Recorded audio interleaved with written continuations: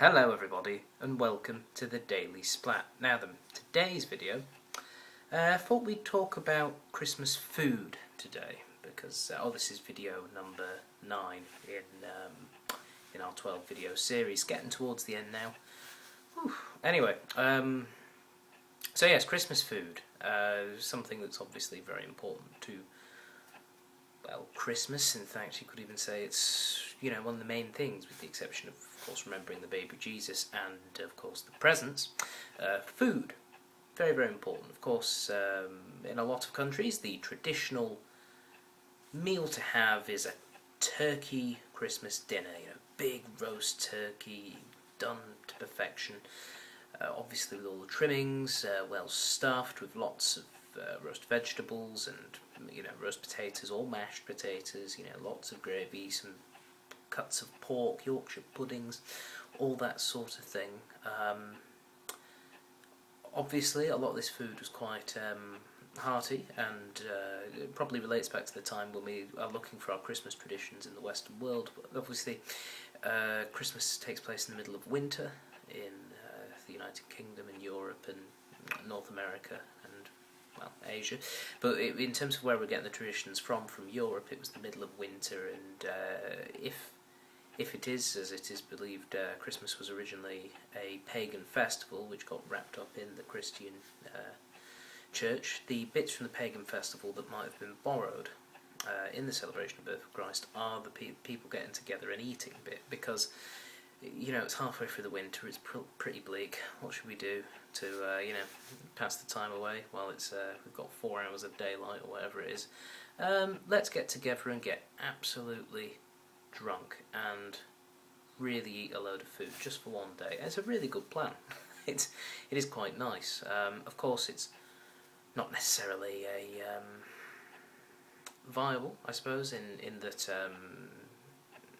you can do that sort of thing all year round. It's not something you have to save up, but of course it's nice that we still do it. And of course, here in Australia, you don't need roast turkey or piping hot potatoes or anything like that.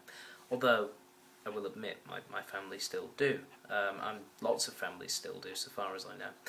So, there you go, that's Christmas food. But the Christmas food I really want to talk about are mince pies. Now, obviously, everyone has their dessert of choice when it comes to Christmas. Spotted dick is very popular. You've also got Christmas cake, Christmas pudding, lots of those different type of things.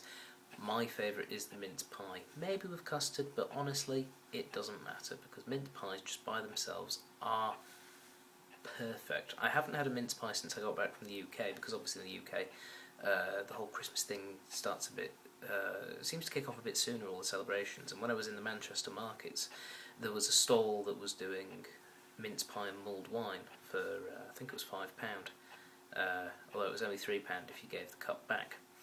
We didn't give the cup back, it's a souvenir. Anyway, the pie is delicious, and mulled wine I've discovered I really quite like, although it's not surprising given my love of port and other fortified wines. Anyway, the mince pie is just delicious. Now obviously food, more than arguably anything else, is a matter of opinions.